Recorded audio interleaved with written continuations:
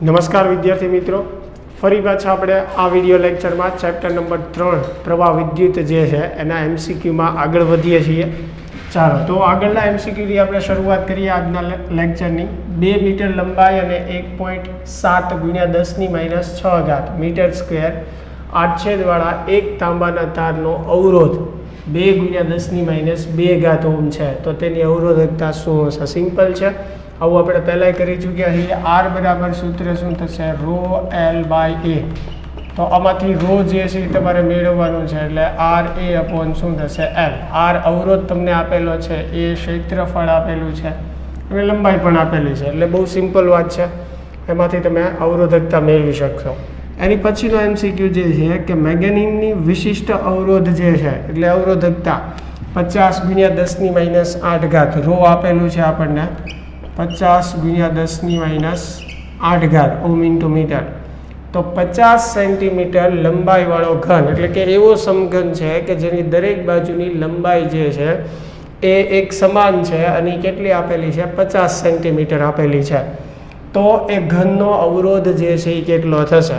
તો આમાં પણ સિમ્પલ આ જ સૂત્ર આપણે અવરોધવાળું વાપરશું. આર બરાબર ρ L/A. તો એમાં આપણે અવરોધ જે છે એ મેળવવાનો છે. જુઓ, વિશિષ્ટ અવરોધ એટલે અવરોધકતા ρ આપણને આપેલું છે, બરાબર. કેટલું છે? 50 × 10⁻8. L એટલે લંબાઈ, તો લંબાઈ પણ આપેલી છે, એટલે ρની કિંમત મૂકો. લંબાઈ 50 સેન્ટીમીટર, એને મીટરમાં ફેરવશો તો 0.5 મીટર લખીશું આપણે. હવે છેદમાં ક્ષેત્રફળ છે, તો એના આડછેદનું ક્ષેત્રફળ તમે લખશો તો એ શું આવશે? દરેક બાજુની લંબાઈ, પહોળાઈ અને ઊંચાઈ ત્રણે સરખું જ છે, એટલે આડછેદ લેશો એટલે 2 પરિમાણ આવશે. એટલે 50 સેન્ટીમીટર જે છે એટલે એનું ક્ષેત્રફળ મેળવવા માટે લંબાઈનો શું થશે? વર્ગ થશે. સિમ્પલ સમજો તો, કેમ કે લંબાઈ, પહોળાઈ અને ઊંચાઈ દરેક વસ્તુ સમાન જ છે, એટલે 0.5 × 0.5. એટલે ક્ષેત્રફળમાં એક રીતે હું સમજાવવા એમ માગું છું L² આવશે એમ, બરાબર. તો એ કિંમત તમે મૂકી દેશો, ρ L અને L², સાદુરૂપ આપી દો એટલે તમને અવરોધ જે છે એ મળી જશે. ચાલો, ક્લિયર? આગળનો એમસીક્યુ જોઈએ.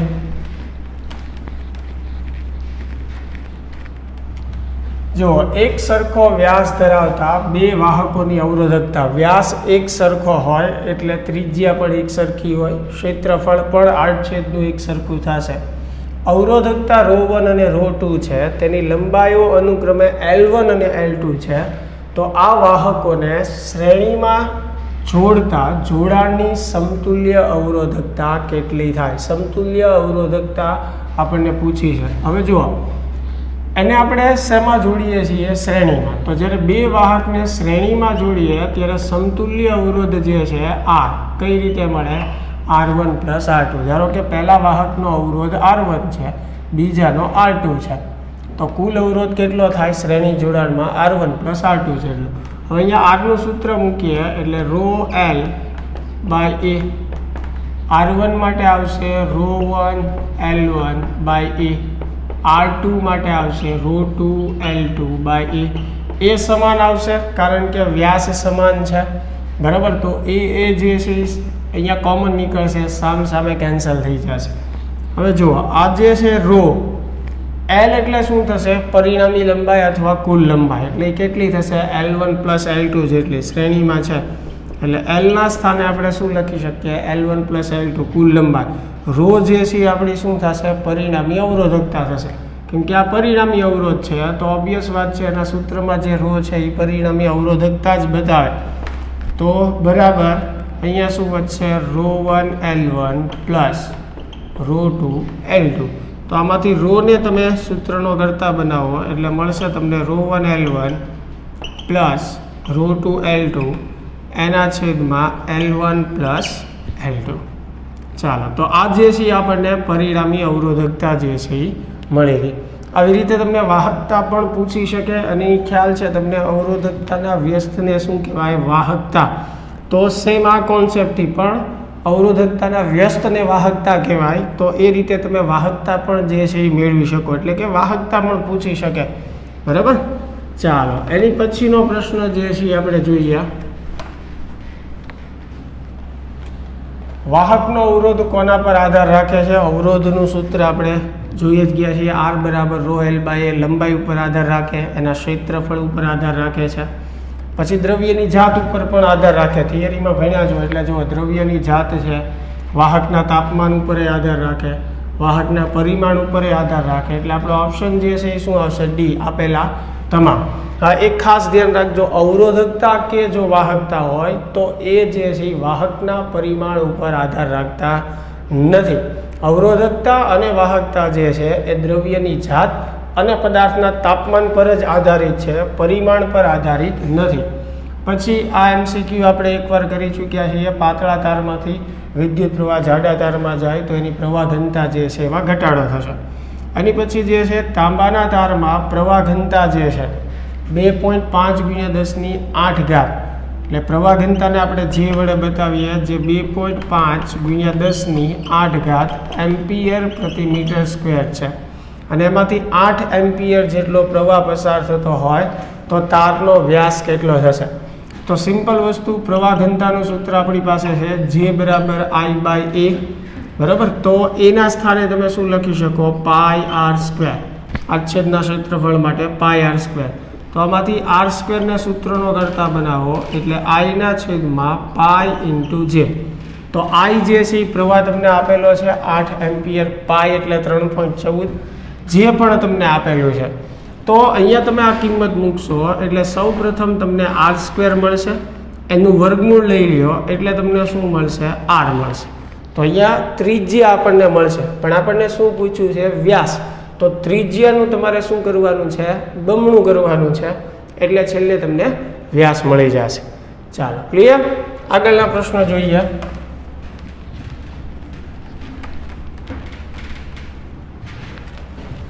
3 એમ્પિયર પ્રવાહનું વહન કરતા 3 મીટર લાંબા તાંબાના વાહકમાં એક ઇલેક્ટ્રોનને ડ્રિફ્ટ વેગથી એક છેડેથી બીજા છેડા પર જતા કેટલો સમય લાગે? આપણી પાસે જો ડ્રિફ્ટ વેગ અને પ્રવાહનું એક આવું સમીકરણ છે, જે થિયરીમાં આપણે ભણી ગયા, NA/VD × E. I બરાબર, I પ્રવાહ છે, સ્મોલ n એટલે ઇલેક્ટ્રોનની સંખ્યા ઘનતા છે, બરાબર. એ જે છે આડછેદનું ક્ષેત્રફળ, VD જે છે એ ડ્રિફ્ટ વેગ છે, E જે છે એ ઇલેક્ટ્રોનનો વિદ્યુતભાર બતાવે. તો જો 3 એમ્પિયર પ્રવાહનું વહન કરે છે 3 મીટર લાંબા તાંબાના વાહકમાં એક ઇલેક્ટ્રોન, બરાબર. જો વાહકના આડછેદનું ક્ષેત્રફળ આપેલું છે, ઇલેક્ટ્રોનની સંખ્યા ઘનતા આપેલી છે, એક છેડેથી છેડે જવા માટે કેટલો સમય લાગે? તો અહીંયા I બરાબર NA, વેગ એટલે શું થશે? અંતરના છેદમાં સમય. તો એને અંતર કેટલું આપવાનું છે? વાહકની લંબાઈ જેટલું. એટલે વેગના સ્થાને તમે શું લખી શકો? અંતરના છેદમાં સમય, એટલે L/T × E. તો હવે સિમ્પલ વસ્તુ છે, તમારે મેળવવાનો છે સમય. તો આ સમીકરણમાંથી તમે T ને સૂત્રનો કરતા બનાવશો એટલે NA/L/E, એના છેદમાં શું આવશે? I આવશે, બરાબર. તો હવે તમે વિદ્યાર્થી મિત્રો જોઈ શકો, સ્મોલ n એટલે ઇલેક્ટ્રોનની સંખ્યા ઘનતા આપેલી છે આપણને, E એટલે એના આડછેદનું ક્ષેત્રફળ, L એટલે લંબાઈ 3 મીટર છે, E એટલે ઇલેક્ટ્રોનનો વિદ્યુતભાર 1.6 × 10⁻19 અને 3 એમ્પિયર પ્રવાહ. તો આ કિંમત મૂકી દેશો એટલે સમય જે છે એ તમને મળી જશે. ચાલો, ક્લિયર?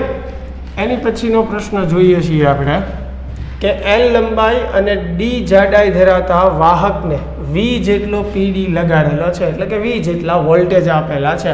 જો V નું મૂલ્ય બમણું કરવામાં આવે તો ડ્રિફ્ટ વેગ કેટલો થાય? સિમ્પલ છે કે બમણો થશે. હમણાં જ આપણે સૂત્રની વાત કરી, NA/VD × E. I બરાબર આપણે એક સિમ્પલ વિચારીએ તો શું થશે? V/R, બરાબર. એક બીજું સૂત્ર આપણી પાસે છે જ તે ડ્રિફ્ટ વેગનું જે છે, બરાબર. એના પરથી તે આપણે વિચારી શકીએ.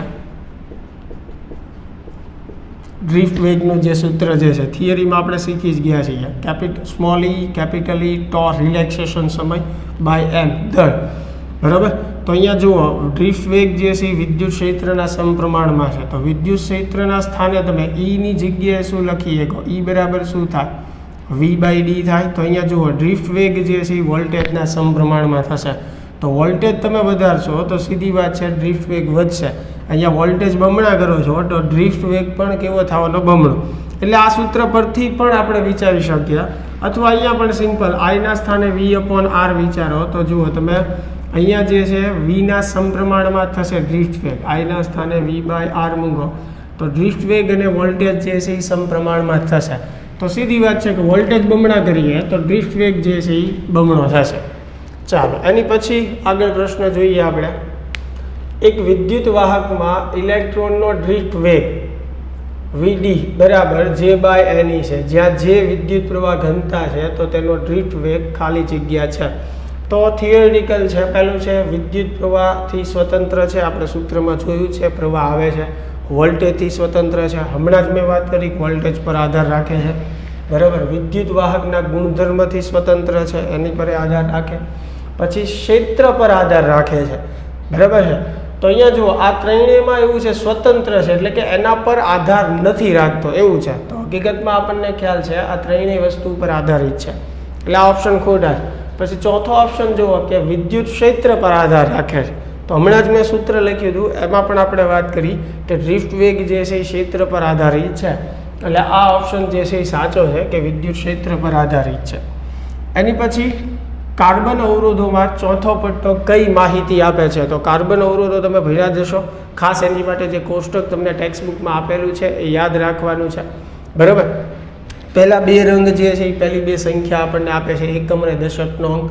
ત્રીજો રંગ જે છે એ 10ની ઘાત આપે છે, અને જો ચોથો પટ્ટો હોય તો એ આપણને શું આપે છે? ટોલરન્સ આપે છે. અને જો ચોથો પટ્ટો કોઈ જ રંગનો ન હોય, એટલે ઇન શોર્ટ 3 જ રંગના પટ્ટા આપ્યા હોય, ચોથો કોઈ કલર જ નથી, તો ટોલરન્સ આપણે હંમેશા +or-20% લેતા હોઈએ. તો અહીંયા પ્રશ્ન જે છે આપણને એવો પૂછ્યો છે કે ચોથો પટ્ટો કઈ માહિતી આપે છે? તો મેં વાત કરી એમ કે ચોથો પટ્ટો આપણને શું આપે છે? ટોલરન્સ આપે છે.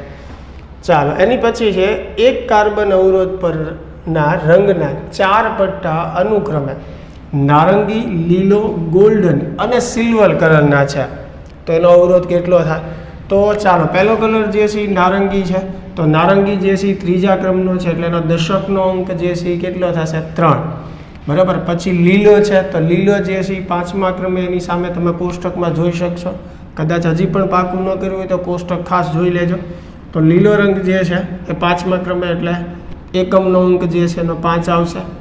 ત્રીજો રંગ જે છે એ આપણને 10ની ઘાત આપે, જે ગોલ્ડન છે, તો ગોલ્ડન માટે 10ની ઘાત કેટલી આવશે? -1, એટલે 10ની -1 ઘાત.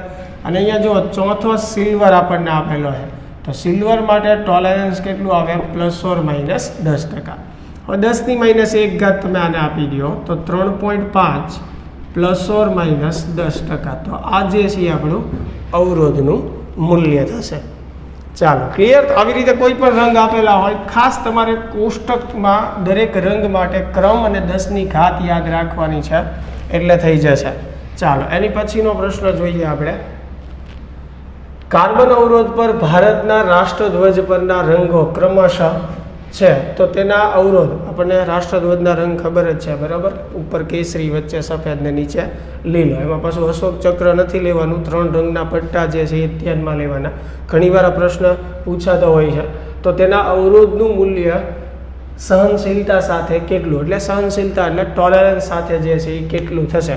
તો આમાં જો રાષ્ટ્રધ્વજમાં આપણે 3 રંગના જ પટ્ટા છે, ચોથો કોઈ પટ્ટો છે નહીં, એટલે ટોલરન્સ તો ફરજિયાત +or-20% આવશે. અને આપણને ઉપરથી નીચેના ક્રમમાં કીધું છે, એટલે ઉપર સૌ પ્રથમ કેસરી આવશે, પછી વચ્ચે સફેદ આવશે અને સૌથી નીચે લીલો આવશે. ઘણીવાર ઉલટું પૂછી શકે નીચેથી ઉપર જતા, તો એ ક્રમમાં તમારે લખવાનું છે. તો અગાઉ જેમ આપણે વાત કરી સેમ એવી જ રીતે તમારે કરવાનું છે બરાબર, રાષ્ટ્રધ્વજ માટે. તો એ તમે કરી શકશો કોષ્ટકમાંથી જોઈને.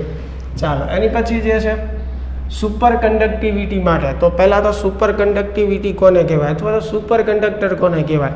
એવો પદાર્થ કે જેનો અવરોધ લગભગ 0 હોય એને સુપર કન્ડક્ટર પદાર્થ કહેવાય. સૌપ્રથમ કેમરિન ઓન્સ નામના વૈજ્ઞાનિકે મર્ક્યુરી Hg પર આ પ્રયોગ કર્યો હતો, અને એને એવું જાણવા મળ્યું કે જ્યારે એનું તાપમાન ખૂબ નીચું કરવામાં આવે છે ત્યારે લગભગ એનો અવરોધ 0 થઈ જાય છે બરાબર. તો એવો પદાર્થ કે જેનો અવરોધ લગભગ 0 હોય એને સુપર કન્ડક્ટર પદાર્થ કહેવાય, અને આ જે પ્રક્રિયા છે એને સુપર કન્ડક્ટિવિટી કહેવાય બરાબર. તો પારા માટેની વાત છે કે ભાઈ સુપર કન્ડક્ટિવિટી માટે પારાની જો આપણે વાત કરીએ, લખ્યું છે જો પારાનો અવરોધ, તો ખાલી જગ્યા કેલ્વિન તાપમાને પારાનો અવરોધ જે છે એ ખાલી જગ્યા ઓમ, અને ખાલી જગ્યા કેલ્વિન તાપમાને ખાલી જગ્યા ઓમ છે. થોડુંક થિયરેટિકલ છે, બરાબર. તો સુપર કન્ડક્ટિવિટી માટે આપણે વાત કરીએ તો 4.3 કેલ્વિન તાપમાને પારાનો અવરોધ 0.084 ઓમ હોય, બરાબર. અને 3 કેલ્વિન તાપમાને એનો અવરોધ જે છે 3 × 10⁻6 જેટલો હોય. એટલે કે અહીંયા આન્સર જે છે આપણે બી આવશે, બરાબર. કે સુપર કન્ડક્ટિવિટી માટે આપણે પારાની વાત કરીએ તો 4 કેલ્વિન તાપમાને 4.3 કેલ્વિન તાપમાને એનો અવરોધ 0.084 ઓમ અને 3 કેલ્વિન તાપમાને 3 × 10⁻6, બરાબર.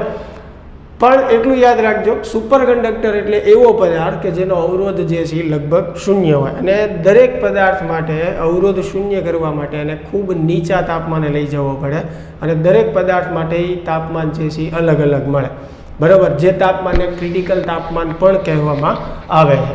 ચાલો, એની પછી જે છે અહીંયા ફરીને પાછું કાર્બન અવરોધને રિલેટેડ છે, બરાબર. આપણે MCQ કર્યો તો એ પ્રશ્ન તમે કરી શકો. એની પછી છે વ્યવહારમાં વપરાતા કાર્બન અવરોધનું મૂલ્ય કયા ગાળાનું હોય છે, તો એ હોય છે 1 ઓમથી 100 મેગા ઓમ સુધીનું. ટેક્સ્ટબુકમાં પણ તમને આનો આન્સર જે છે એ મળી રહેશે. ચાલો, એની પછીનો જે પ્રશ્ન છે એ જોઈએ કે એક કાર્બન અવરોધનું મૂલ્ય 1760 ઓમથી 2640 ઓમ છે. એટલે જો એનું ન્યૂનતમ મૂલ્ય એટલું છે અને મહત્તમ મૂલ્ય એટલું છે, એટલે એના મહત્તમ અને ન્યૂનતમ મૂલ્યનો ગાળો આપેલો છે કે ભાઈ મહત્તમમાં મહત્તમ મૂલ્યનું 2640 છે અને ઓછામાં ઓછું જે છે એ કેટલું છે 1760. તો કાર્બન અવરોધકનો કલર કોડ, એટલે હવે જો ઉલટું છે, આમાં મૂલ્ય આપ્યું છે અવરોધનું, એની ઉપરથી કલર કોડ આપણે કહેવાનો છે. હવે આપણને અવરોધની કિંમત નથી ખબર, પણ આપણે સમજી શકીએ. ધારો કે R + ડેલ્ટા R એટલે એના અવરોધનું મૂલ્ય છે, અને ડેલ્ટા R એટલે જે આપણે ટોલેરન્સ લઈએ છીએ એ છે. આપણને ડેલ્ટા R પણ નથી ખબર ને R પણ નથી ખબર. આ એટલી ખબર છે કે એનું મહત્તમ મૂલ્ય જે છે એ 2640 છે. તો જો R + ડેલ્ટા R એટલે કે બંનેનો સરવાળો કરો તો ટોટલ મૂલ્ય જે છે એ કેટલું થાય 2640. એવી જ રીતે જો તમે માઇનસ લ્યો તો એ કેટલું થશે 1760 થશે.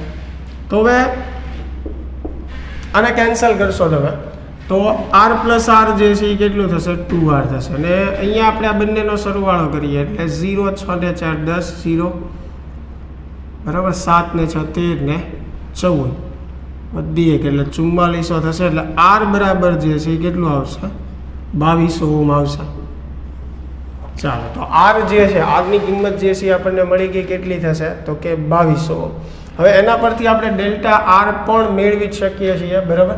તો આ જે સમીકરણ આપણે પહેલું લખ્યું હતું એમાં ડેલ્ટા R ને સૂત્રનો કરતા બનાવીએ પહેલા સમીકરણ, તો 2640, બરાબર છે. R ઓલી બાજુ જશે એટલે માઇનસ થશે, એટલે માઇનસ આપણે શું કરશું 2200 કરશું, બરાબર. તો અહીંયા તમે જોઈએ કે આન્સર જે છે કેટલો આવશે 440. તો ડેલ્ટા R જે છે તમે જોઈ શકો, ડેલ્ટા R કેટલું આવ્યું 440 ઓમ. એટલે R પણ મળી ગયું અને ડેલ્ટા R. તો એની ત્રુટિ આપણે મેળવવી હોય તો શું થશે ડેલ્ટા R/R થશે. તો ડેલ્ટા R જે છે કેટલું છે 440 અને આ છે 2200. 0 0 કેન્સલ. પછી અને આવી રીતે લખીએ આપણે 44, નીચે છે 22 × 10, સાદુરૂપ આપવામાં સરળ, એટલે 22 × 44 થશે, એટલે 0.2 આવશે. એટલે એની આંશિક ત્રુટિ કે પ્રતિશત ત્રુટિ જે કાંઈ તમે કહો એ 0.2, સોરી પ્રતિશતની આંશિક અથવા સાપેક્ષ ત્રુટિ, તો એ 0.2 છે. આપણે એને પ્રતિશતમાં ફેરવવું હોય તો × 100 કરીએ, બરાબર છે. તો એ કેટલું થશે 20% થશે. 0.2 છે અને 100 વડે ગુણો તો 20% થશે. એટલે એની ત્રુટિ જે છે એ કેટલી છે 20% છે. તો હવે તમે ધ્યાનથી અહીંયા જોઈ શકશો કે અવરોધનું મૂલ્ય જે છે એ કેટલું છે 2200 છે, અને ટોલરન્સ ± કેટલું આવે છે 20% આવે છે, બરાબર. તો હવે પહેલી બે સંખ્યા જે છે એ પહેલા બે રંગ આપશે, પછી 100 જે છે અહીંયા 2 0 છે એટલે એ 10⁻2 થઈ, તો 10ની ઘાત જે છે એ ત્રીજો રંગ આપશે. તો પહેલાંથી તમે શરૂ કરો, નંબર 2 છે, નંબર 2 સામે કયો રંગ આવશે લાલ. એવી જ રીતે ફરીને પાછું નંબર 2 છે એટલે ફરીને પાછો લાલ રંગ આવશે. 10ની ઘાત પણ અહીંયા જુઓ 2 છે, એટલે ફરીને ત્રીજો રંગ પણ શું આવશે? લાલ જ આવશે. અને અહીંયા પ્લસ ઓર માઇનસ ટોલરન્સ 20% છે, તો એ કોઈ કલર ન હોય ત્યારે ટોલરન્સ 20% આવે. એટલે આપણો આન્સર જે છે એ શું આવશે? લાલ, લાલ, લાલ અને કોઈ રંગ નહીં. બરાબર? ચાલો, ક્લિયર? એની પછીનો પ્રશ્ન જોઈએ આપણે.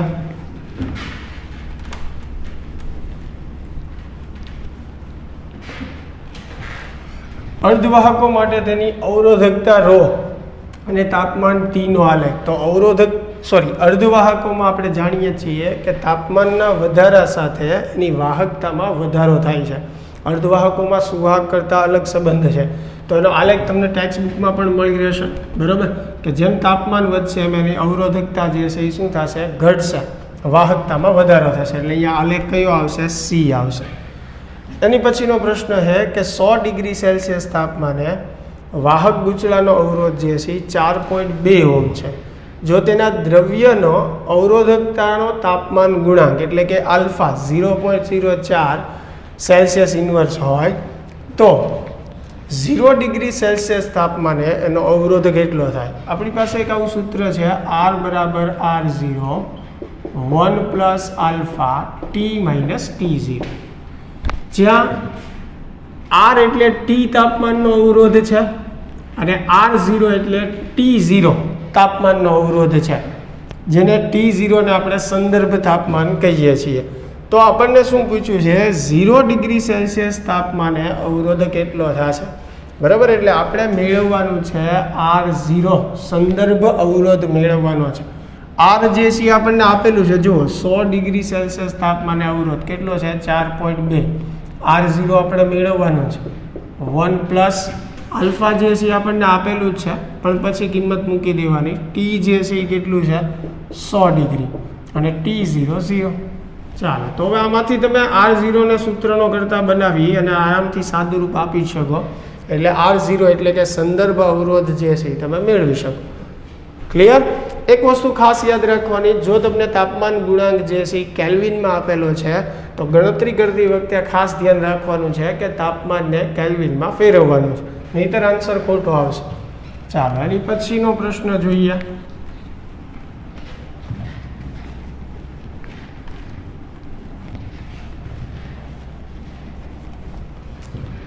ચાલો, એની પછીનો પ્રશ્ન. એક ઇલેક્ટ્રિક ટોસ્ટરમાં નિક્રોમનો અવરોધક તાર છે. જ્યારે આ તારમાં થોડોક પ્રવાહ પસાર કરતા ઓરડાના તાપમાને, જે આપણને 27 ડિગ્રી સેલ્સિયસ આપેલું છે, એનો અવરોધ જે છે 75.3 ઓહ્મ મળે છે. એટલે જો સંદર્ભ તાપમાન આપણને 27 ડિગ્રી સેલ્સિયસ આપેલું છે, T0 જે છે 27 ડિગ્રી સેલ્સિયસ, અને ત્યારનો એનો અવરોધ જે છે એ 75.3 ઓહ્મ આપેલો છે. આલ્ફા પણ આપણને આપેલું છે, તાપમાન ગુણાંક જે છે 1.7 × 10⁻⁴ સેલ્સિયસ ઇન્વર્સ. જ્યારે ટોસ્ટરને 230 વોલ્ટના સપ્લાય સાથે જોડવામાં આવે ત્યારે તેમાંથી 2.68 એમ્પિયર જેટલો પ્રવાહ, અહીંયા પ્રવાહ જે છે એ નથી આપેલો, પણ જે લેવાનો છે હું તમને આપું છું, 2.68 એમ્પિયર જેટલો પ્રવાહ વહે છે. તો અંતિમ તાપમાન જે છે એ મેળવો. તો આપણે અંતિમ તાપમાન જે છે એ T મેળવવાનું છે, પણ એની માટે અંતિમ અવરોધની પણ જરૂર પડશે. એટલે કે T તાપમાનના અવરોધની પણ આપણે જરૂર પડે, અને એ અવરોધ મેળવવા માટે આપણે I બરાબર V/R ઓહ્મના નિયમના સૂત્રનો ઉપયોગ કરીશું. V જે છે એ કેટલું છે? 230. બરાબર? ચાલો, તો R ને સૂત્રનો કરતા બનાવવો પડશે ને પહેલાં. તો R એટલે શું થશે? V/I થશે. તો V જે છે એ 230, I જે છે એ 2.68. તો અહીંયા સાદું રૂપ આપશો તમે એટલે તમને R મળશે સૌ પ્રથમ. ચાલો, R મળી ગયા પછી આપણું એઝ યુઝ્યુઅલ જે સૂત્ર છે, R બરાબર R0 1 plus alpha T minus T0. તો અહીંયા R જે છે એ તમે મેળવું જશે. બરાબર? એટલે R ની કિંમત મૂકી દો. R0 એટલે સંદર્ભ અવરોધ આપેલો છે, જુઓ 75.3 ઓહ્મ. 1 પ્લસ આલ્ફા, આલ્ફા પણ આપણને આપેલું જ છે ટી જે છે એ આપણે મેળવવાનું છે, એટલે ટી અહીંયા એઝ ઇટ ઇઝ એમનેમ રહેશે અને મેળવવાનું છે. અને T0 એટલે સંદર્ભ તાપમાન 27 ડિગ્રી સેલ્સિયસ.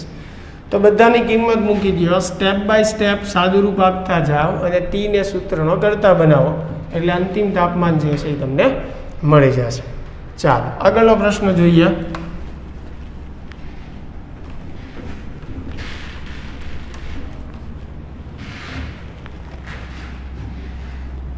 જો વિદ્યુત બલ્બમાંથી વહેતો પ્રવાહ 2% ઘટે, એટલે કે પ્રવાહમાં જો 2% ઘટાડો કરવામાં આવે તે દરમિયાન ફિલામેન્ટનો અવરોધ અચળ, અવરોધમાં કોઈ ફેરફાર નથી થતો, તો ખર્ચાતો પાવર ખાલી જગ્યા જેટલો ઘટશે. તો હવે ધ્યાનથી તમે અહીંયા જોશો તો પાવરનું સૂત્ર P બરાબર શું છે? I²R, બરાબર. તો એમાં પહેલો પ્રવાહ જે છે I1, જે આપણે I કહી દઈએ. હવે આને શું કીધું છે કે ભાઈ પ્રવાહ જે છે એ 2% જેટલો ઘટે છે, તો નવો પ્રવાહ જે છે I2 એ કેટલો થશે? તો કે મૂળ પ્રવાહ જે છે એમાંથી 2% ઘટાડવાના. 2% એટલે આપણે શું કરશું? 2/100 કરશું ટકાવારી, પણ મૂળ પ્રવાહના 2% એટલે ઇન્ટુ I આવશે. તો I2 જે છે અહીંયા I - 0.02I, તો I2 બરાબર શું થશે? 0.98I થશે. ચાલો આને પહેલું સૂત્ર ગણીએ તો અહીંયા P1 આવશે, અહીંયા I1 આવશે. સેમ એવી રીતે બીજા પાવર માટે, એટલે કે જ્યારે પ્રવાહ I2 હોય ત્યારે સૂત્ર શું થશે? P2 બરાબર I2²R. હવે બંને સમીકરણનો ગુણોત્તર આપણે લઈએ તો P2/P1 જે છે એ શું થશે? I2²/I1². ચાલો હવે વિયોગ લઈ લઈએ, અંશમાંથી છેદ બાદ કરીએ, કેમ કે ડેલ્ટા P તો લાવવું પડશે. પાવરની ટકાવારી મેળવવાની છે એટલે આપણે શું મેળવવાનું હોય? ડેલ્ટા P/P, બરાબર. તો ડેલ્ટા P લાવવા માટે આપણે તફાવત તો લેવો જ પડશે, એટલે અંશમાંથી છેદ બાદ કરીએ છીએ આપણે. એક રીતે કહીએ તો વિયોગ લઈએ છીએ, તો I2² - I1² છેદમાં I1². તો આને તમે શું લખી શકો? Delta P/P. ચાલો તો હવે અહીંયા ડેલ્ટા P/P, I2 જે છે એ 0.98 I એનો સ્ક્વેર, I1 એટલે I², સેમ એવી રીતે I². તો હવે જુઓ ડેલ્ટા P/P જે છે ઇઝ ઇક્વલ ટુ, ઉપરથી I² કોમન નીકળશે, નીચે I² છે કેન્સલ, એટલે અહીંયા વધશે 0.98નો સ્ક્વેર માઇનસ શું વધશે? 1. ચાલો હવે અહીંયા આન્સર જે છે એ માઇનસ આવશે, એટલે ચિંતા ન કરતા. પાવરમાં ઘટાડો થાય છે એટલે ઋણ નિશાની જે છે પાવરમાં થતો ઘટાડો સૂચવે છે. અને પહેલો જવાબ તમે 0.98નો સ્ક્વેર કરો, એમાંથી એક જે છે એ બાદ કરી નાખો, બરાબર, એટલે 0.039 જેવું આવશે. તો આજે સાદુરૂપ આપશો એ તમને આંશિક અથવા તો સાપેક્ષ ત્રુટિ મળે છે. આપણે પર્સન્ટેજમાં જોતું છે એટલે ગુણ્યા 100 કરવું પડે, એટલે ઓલમોસ્ટ 3.96, એટલે ઓલમોસ્ટ 4% જેવું ગણાશે, એટલે 3.96% જેવું આવશે તમારે, એટલે એ કેટલું ગણાશે? 4%. તમે વિકલનવાળી રીતથી પણ કરી શકો છો, પણ એ રીત જે છે એ ક્યારે કારગત છે કે જ્યારે તમને આ જે પર્સન્ટેજ આપેલા છે વધારાના કે ઘટાડાના એ 9% કરતાં ઓછા હોય, બરાબર, એનાથી વધારે હશે ને ત્યારે વિકલન કરવાથી તમને એક્ઝેક્ટ સાચો જવાબ નહીં મળે. એટલે એમાં આ રીત જે છે એ વધારે કારગર છે. તો કોઈ પણ પર્સન્ટેજ તમને આપ્યા હોય આ રીતથી કરશો તો વધારે સારું પડશે. ચાલો એની પછીનો MCQ જોઈએ.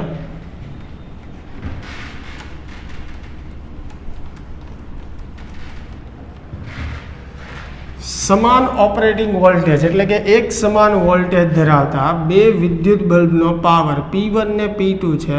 જો આ બલ્બને આટલા જ વોલ્ટેજ સપ્લાય સાથે, એટલે વોલ્ટેજ એટલા ને એટલા જ રાખવાના, ધારો કે V જેટલા વોલ્ટેજ છે, એની સાથે શ્રેણીમાં જોડવામાં આવે તો કુલ પાવર વ્યય કેટલો થાય? હવે જો બંને બલ્બને તમે શ્રેણીમાં જોડો તો એનો કુલ અવરોધ જે છે એ કેટલો થાય? R બરાબર R1 + R2 જેટલો થાય.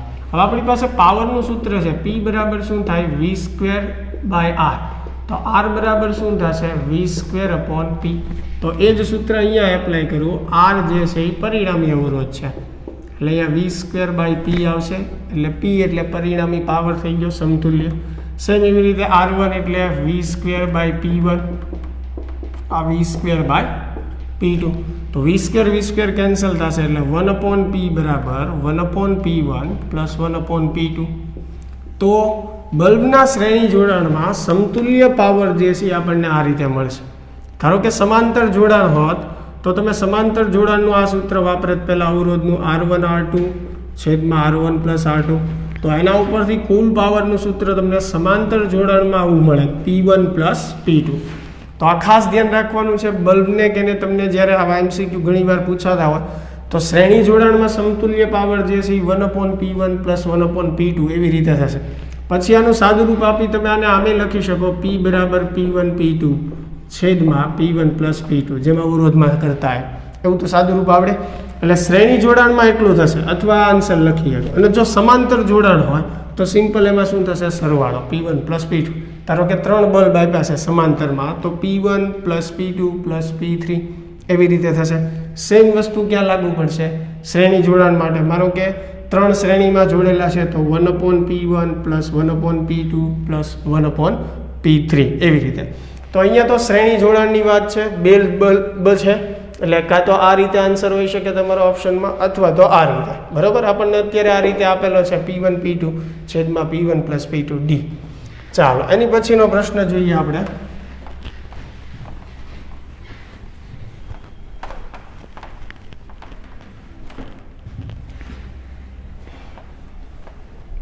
ચાલો, જ્યારે કોઈ પણ તારમાંથી વિદ્યુત પ્રવાહ પસાર થાય છે ત્યારે ઉત્પન્ન થતી જૂલ ઉષ્મા આપણને ખ્યાલ છે કે ઇલેક્ટ્રોનની વાહકની અંદર જે આયનો સાથે અથડામણ થાય છે એના લીધે જૂલ ઉષ્મા જે છે એ ઉત્પન્ન થાય છે. બરાબર, એકદમ સિમ્પલ છે. એની પછીનો પ્રશ્ન, એક ઇલેક્ટ્રિક બલ્બ પર 220 વોલ્ટ અને 100 વોટનું લખાણ છે, તેને જ્યારે 110 વોલ્ટના સપ્લાય સાથે જોડવામાં આવે ત્યારે ખર્ચાતો પાવર જે છે એ કેટલો થશે. હવે જો નવા વોલ્ટેજ જે છે એના, જેને આપણે V' અથવા V1 કહી દઈએ, ધારો જે 110 વોલ્ટ છે ત્યારે ખર્ચાતો પાવર. તો પાવરનું સૂત્ર જે છે આપણી પાસે છે V²/R. તો અહીંયા V તો છે જ તે મારી પાસે કે 110 વોલ્ટ સાથે મારે એને જોડવાનું છે એટલે આ 110 આવશે. R જે છે એ શું થશે, એનો અવરોધ થશે જે આપણી પાસે નથી. એટલે સૌ પ્રથમ આપણે એનો અવરોધ મેળવવો પડશે. એની માટે એનું જે આપેલું રેટિંગ છે એનો ઉપયોગ કરશું. R બરાબર શું થશે, V²/P. તો અહીંયા V કેટલા આપેલા છે, 220 એટલે 220 વર્ગ છેદમાં 100. તો અહીંયાથી તમને જે છે એ શું મળશે, R મળશે. એટલે બલ્બનો અવરોધ મળી જશે તમને. એ અવરોધની કિંમત જે છે તમે અહીંયા મૂકી દો એટલે 110 વોલ્ટના સપ્લાય સાથે તમે જ્યારે એને જોડશો ત્યારે કેટલો પાવર ખર્ચાશે એ આન્સર તમને મળી જશે. ચાલો, ક્લિયર. તો સૌપ્રથમ R મેળવવાનું છે. R મેળવ્યા પછી આ સૂત્રમાં Rની કિંમત મૂકો એટલે ખર્ચાતો પાવર જે છે એ મળશે. એની પછીનો પ્રશ્ન જોઈએ આપણે.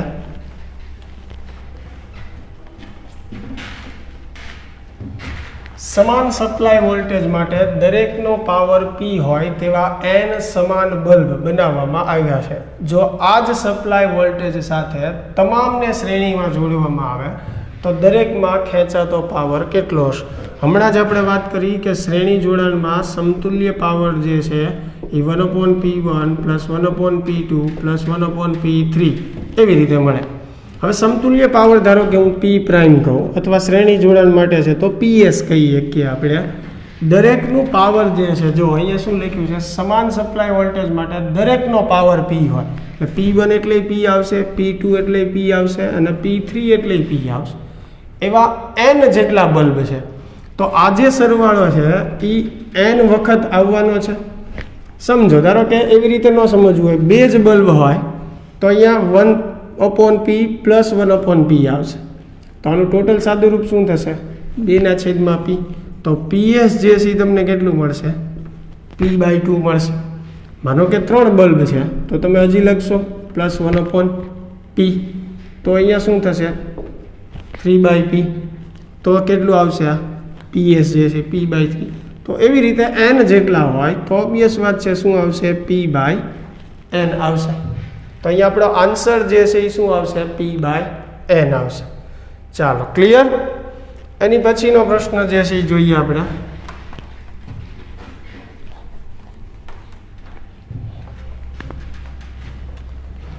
ચાલો 40 વોટ અને 220 વોલ્ટના બલ્બને 100 વોટના ઉદ્ગમ સાથે જોડતા વપરાતો પાવર. તો હમણાં જ વાત કરી, ખાલી વેલ્યુ અલગ છે. સૌપ્રથમ તમારે અવરોધ મેળવવો પડશે V²/P કરીને. તો V જે છે એ કેટલું છે 200, એટલે 200નો વર્ગ કરો છેદમાં P જે છે 40, બરાબર. એટલે R મળશે બલ્બના ફિલામેન્ટનો અવરોધ. એની પછી ફરીને પાછું નવું જે પાવર આપણે મેળવવાનો છે તો અહીંયા V1²/R આવશે. પણ હવે V1 એટલે આ જે નવા સપ્લાય વોલ્ટેજ જે કેટલા આપેલા છે આપણને 100, એટલે 100નો વર્ગ અને છેદમાં તમે જે R મેળવો છે એ R મૂકી દો, બરાબર. ચાલો એની પછીનો પ્રશ્ન જોઈએ આપણે. એક હીટરમાં ગુચલાને 220 વોલ્ટના ઉદ્ગમ સાથે જોડતા વ્યય થતો પાવર P1 છે. તો પાવરનું સૂત્ર જે છે એ શું થશે V²/R. આ પહેલાં હીટરના ગુચલા માટે આપણે વાત કરીએ. હવે ગુચલાને 2 ટુકડા કરી તેને સમાંતરમાં જોડવામાં આવે. હવે જુઓ 2 ટુકડા કર્યા તમે, તો ધારો કે પહેલા ટુકડાનો પાવર જે છે એ P પ્રાઇમ છે, બીજા ટુકડાનો પાવર જે છે એ P ડબલ પ્રાઇમ છે. આ સમજો, ગુચલાના 2 ટુકડા કરવામાં આવે છે તો તમે સમજી શકો કે 2 એક સરખા ટુકડા કરીએ તો એનો અવરોધ જે છે એ કેટલો થઈ જશે, અડધો થઈ જશે, બરાબર. તો અહીંયા V² છેદમાં શું આવશે R/2. એવી રીતે બીજા માટે શું આવવાનું V² છેદમાં આવશે R/2, કેમ કે ગુચલાના 2 ભાગ કરેલા છે એટલે અવરોધ અડધો થઈ જશે. એટલે અહીંયા શું થશે 2V²/R. સેમ વસ્તુ અહીંયા થશે 2V²/R. તો હવે જુઓ V²/R એટલે તમે શું લખી શકો P1, એટલે એક ગુચલાનો પાવર 2P1 થશે. એવી રીતે બીજા માટે જુઓ 2P1. પણ હવે કીધું શું કે બંનેને પાછા સમાંતરમાં જોડવાના છો, બરાબર. હવે બંનેને સમાંતરમાં જોડો તો કુલ પાવર કેટલો થાય, બંનેના સરવાળા જેટલો થાય. હમણાં જ મેં વાત કરી P1 + P2. અહીંયા મેં એકનો પાવર P પ્રાઇમ કીધો છે, બીજા ટુકડાનો પાવર P ડબલ પ્રાઇમ કીધો છે. બંને સમાંતરમાં જોડેલા છે એટલે સમતુલ્ય પાવર બંનેના સરવાળા જેટલો થાય. તો 2P1 + 2P1 એટલે ટોટલ કેટલું થશે 4P1. એટલે બંનેને જ્યારે આપણે સમાંતરમાં જોડીએ છીએ ત્યારે સમતુલ્ય પાવર 4P1 જેટલો થશે. તો અહીંયા કીધું છે કે બંનેને જ્યારે સમાંતરમાં જોડવામાં આવે ત્યારે વ્યય થતો પાવર P2 છે. તો આને હું P2 કહી શકું, જે 4P1 છે. હવે આપણને પૂછ્યું છે કે P1/P2 કેટલું થાય. તો P1 જે છે, બરાબર, P1/P2 આપણે મેળવવાનું છે. તો અહીંયા જે છે એ V²/R છે અને આ જે છે એ 4P1 જે છે એ કેટલું છે V²/R લખી શકો. તો અહીંયા પણ 4V²/R, તો એ કેન્સલ થશે. તો આન્સર જે છે એ આપણો શું આવશે 1/4 આવશે, એટલે કે C આવશે. ચાલો ક્લિયર. એની પછીનો MCQ જોઈએ.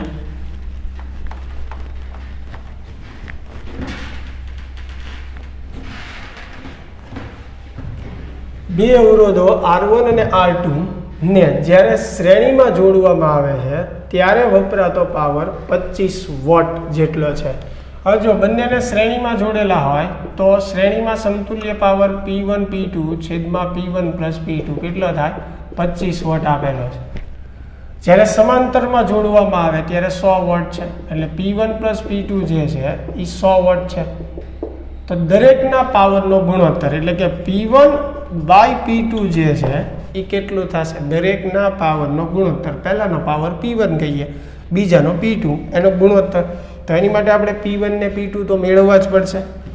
ચાલો તો P1 P2 મેળવવા માટે જો એનો સરવાળો કેટલો આપ્યો છે 100, તો અહીંયા એ મૂકી દઈએ P1 P2 છેદમાં કેટલા આવશે 100, અહીંયા બરાબર શું થશે 25.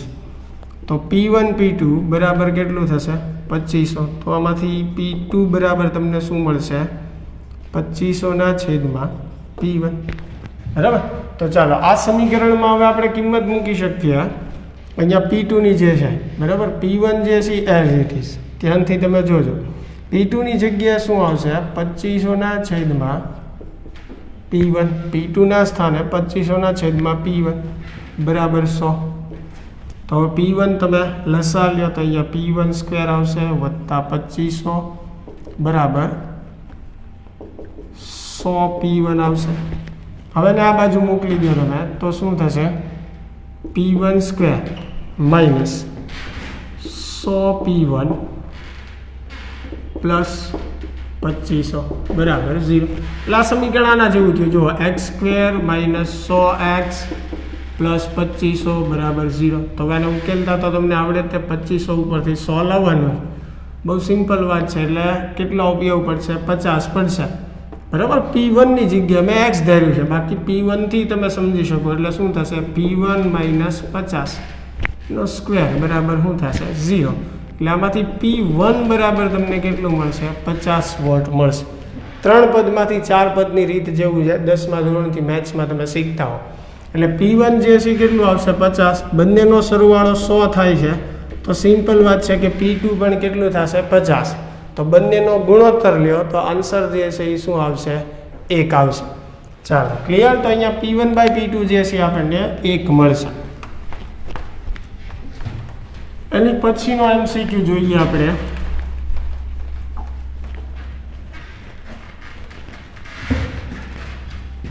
બે વિદ્યુત ગોળાઓ 25 વોટ અને 220 વોટ. આ પહેલા ગોળા માટેની વાત છે બરાબર. એટલે પહેલા ગોળાનો પાવર જે છે P1 25 વોટ આપણને આપેલો છે અને એના વોલ્ટેજ જે છે એ 220 વોટ આપેલા છે.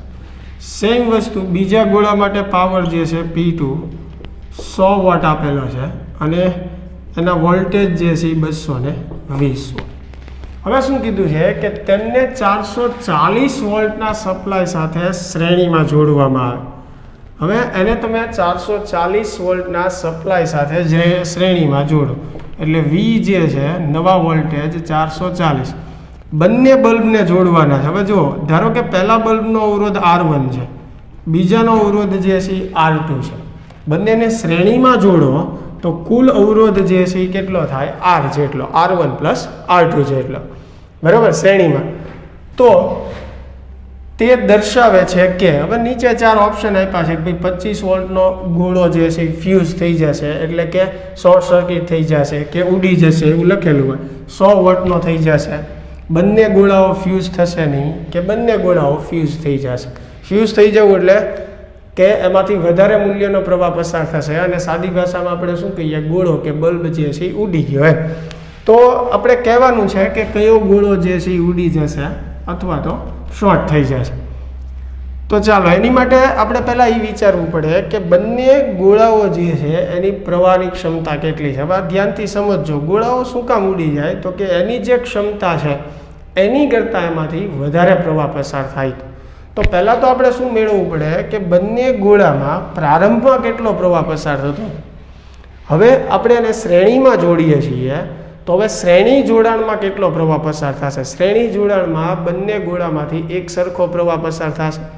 તો પહેલાં જે છે આપણે પહેલા ગોળાનો પ્રવાહ મેળવશું, બીજા ગોળાનો મેળવશું.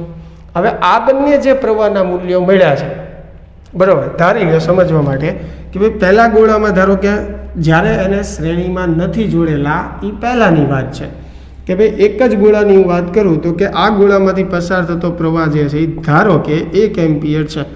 ગણતરી કરીએ આપણે આ ખાલી સમજવા માટે કે ભાઈ આમાંથી આ રેટિંગ પ્રમાણે 1 એમ્પિયર પ્રવાહ પસાર થાય છે અને ધારો કે આ બીજા ગોળામાંથી 1.5 એમ્પિયર પ્રવાહ પસાર થાય છે. આ પ્રારંભિક સ્થિતિ છે. હવે બંનેને મેં શ્રેણીમાં જોડ્યા એટલે બંનેમાં એક સમાન પ્રવાહ પસાર થશે, અવરોધનું મૂલ્ય જે છે એ વધી જશે. તો હવે મારે મેળવવાનું છે કે બંનેને જ્યારે શ્રેણીમાં હું જોડું ત્યારે કેટલા મૂલ્યનો પ્રવાહ પસાર થશે. અને ધારો કે એ વખતે બંનેમાંથી પસાર થતો પ્રવાહ 1.3 એમ્પિયર આવે છે ધારી લો. તો સમજો કે પહેલા ગોળામાં પ્રવાહ કેટલો હતો 1 એમ્પિયર એના રેટિંગ પ્રમાણે, પણ એમાંથી હવે કેટલો જશે જ્યારે આપણે એને શ્રેણીમાં જોડશું જ્યારે 1.3.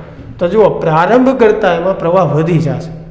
તો પહેલો ગોળો જે છે એ ફ્યુઝ થઈ જશે, પણ બીજા ગોળામાં જુઓ કે ભાઈ 1.5 એમ્પિયર જે છે એ પ્રવાહ જતો હતો પહેલાં.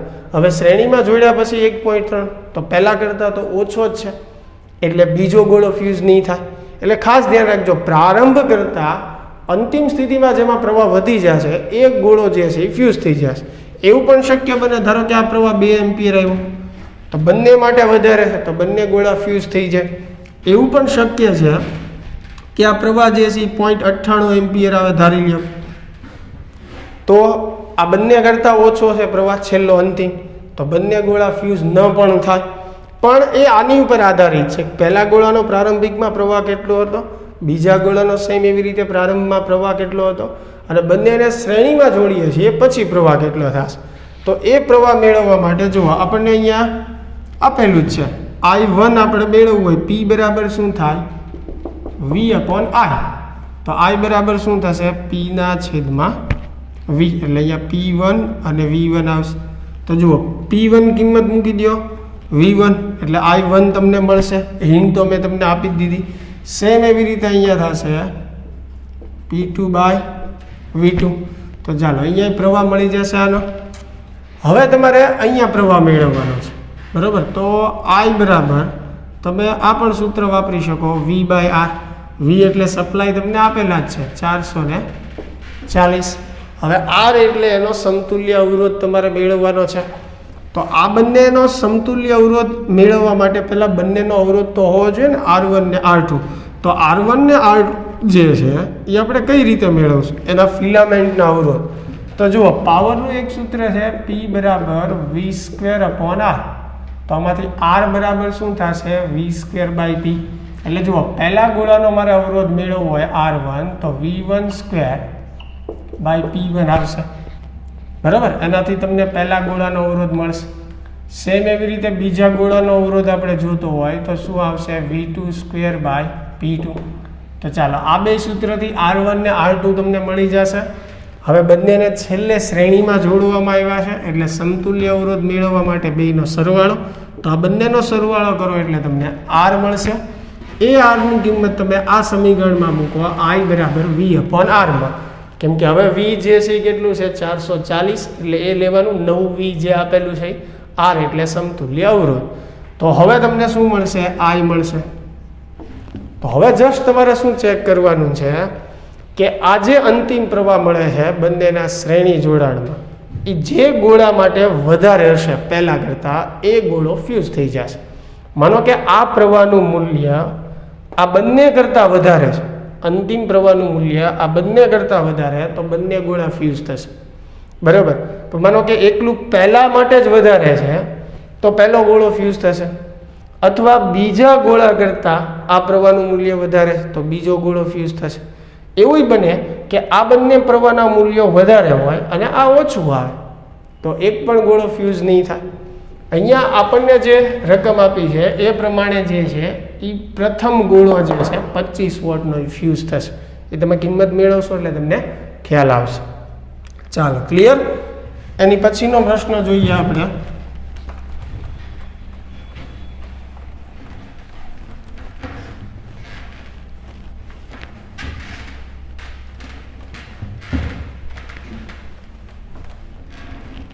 ચાલો આમાં પણ જુઓ, જો ઉપરોક્ત પ્રશ્નમાં બંને, એટલે કે આની પહેલાનો જે પ્રશ્ન કર્યો કે બંને વિદ્યુત ગોળાઓ સમાંતરમાં જોડવામાં આવ્યા હોત તો શું થાત. હવે જુઓ સમાંતરમાં જોડવામાં આવ્યા હોત, પેટર્ન મેં તમને સમજાવી એ તે કે છેલ્લે P1 P2 R1 R2 જેમ મેળવવાનું છે એમ જ તે ફેર ક્યાં પડે કે અંતિમ પ્રવાહ મેળવવા માટે આપણે, એટલે કે જ્યારે એને સમાંતર જોડાણમાં જોડીએ ત્યારે પ્રવાહ મેળવવા માટે સૂત્ર આપણે વાપરીએ V/R. તો R જે છે એ સમતુલ્ય અવરોધ છે, પણ હવે એને સમાંતરમાં જોડ્યા છે એટલે સમતુલ્ય અવરોધનું સૂત્ર શું થાય R1 R2 છેદમાં R1 + R2. તો આ સૂત્રથી પહેલાં તમારે R મેળવવો પડે. એ Rની કિંમત અહીંયા મેળવો એટલે તમને I મળશે. પછી તો મેં તમને સમજાવ્યું છે કે કયો ગોળો કઈ રીતે ઉઠશે, એ તમને I1 I2 અને Iની કિંમત ઉપરથી ખ્યાલ આવશે, બરાબર. પણ અહીંયા ફેર એટલો પડશે કે સમાંતરમાં છે એટલે R મેળવવા માટે સમાંતર જોડાણનું સૂત્ર આવશે. ચાલો ક્લિયર. એની પછી જે પ્રશ્ન છે કે એક વાયર સાથે 220 વોલ્ટ મેઇન સપ્લાય જોડવામાં આવે છે ત્યારે પાવર વપરાશ P1 છે. હવે વાયરને બે સરખા ટુકડા કરવામાં આવે અને તે જ સપ્લાય સાથે સમાંતરમાં જોડવામાં આવે તો આ કિસ્સામાં પાવર વપરાશ જે છે એ P2 છે. તો P2/P1 જે છે એ ખાલી જગ્યા થાય. તો અહીંયા P2/P1 જે છે એ કેટલું આવશે 4 આવશે, શું કામ મને કેમ ડાયરેક્ટ ખબર પડી? તો આવો જ એક MCQ આપણે કરેલો છે કે જેમાં ગુચલાના 2 ટુકડા આપણે કરતા હતા. તો અહીંયા વાયરના 2 ટુકડા જે છે એ કરવામાં આવે છે. સિમ્પલ વાત છે, સમાંતરમાં જોડવાનું છે એટલે પાવરનો સરવાળો થશે. એટલે P2 જે છે એ 4P જેટલું થશે. અગાઉ આપણે એક હીટરના ગુચલા માટે આવો જ દાખલો જે છે MCQ કરેલો છે. ચાલો, ક્લિયર? તો વિદ્યાર્થી મિત્રો, આ લેક્ચરમાં આપણે અહીંયા સુધી જે છે એ રાખીએ છીએ. આશા છે કે આજના MCQ જે છે એ વ્યવસ્થિત સમજાણા હશે. મળીએ હવે નેક્સ્ટ લેક્ચરમાં. Thank you.